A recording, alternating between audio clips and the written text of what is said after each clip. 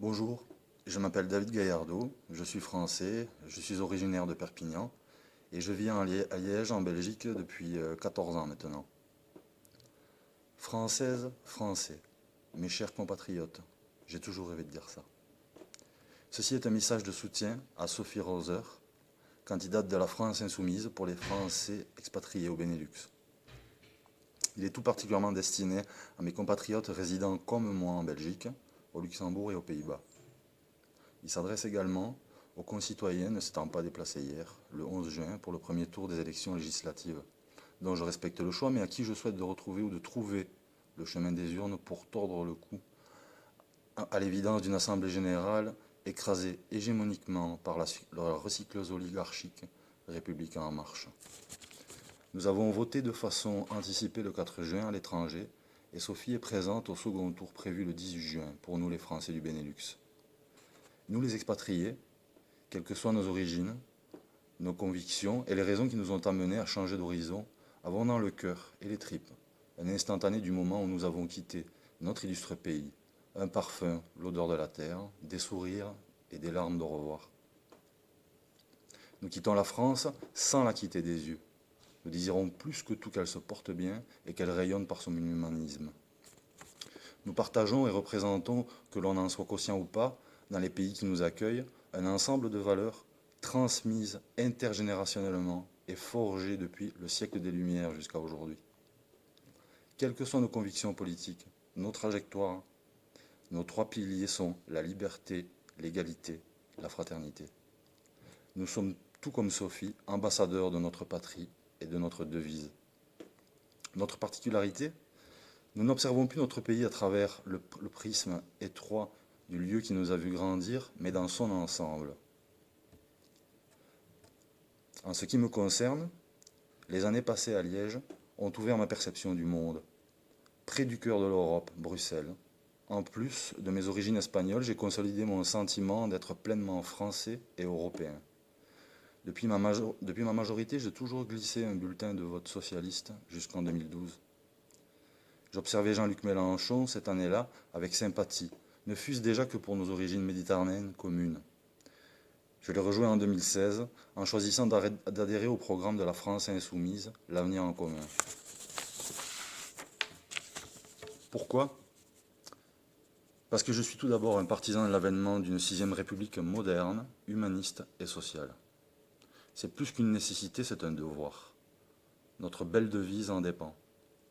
Parce qu'un programme qui a pour ambition le bien-être de 99% de la population, la sauvegarde de notre planète et une répartition équitable des richesses est objectivement le seul à la hauteur de ce que représente la France dans le monde. La France est un espace politique où quiconque épris de liberté et de justice peut s'établir. La France est un idéal et non pas une start-up ou un enclos ethnique. Parce que l'heure est venue de se réapproprier les symboles, les pages d'histoire qui n'appartiennent à aucune faction, mais à tous les Français passés, présents et à venir.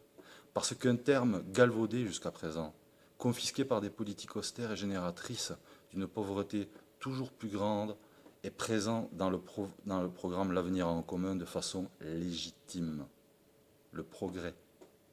Celui-ci ne peut prendre tout sens que s'il profite à tous. Le progrès social, technologique, culturel, économique, écologique ne peut se concevoir s'il charrie des laissés pour compte, et quiconque s'en réclame en méprisant cette vertu républicaine essentielle est un imposteur et un traître à l'égalité.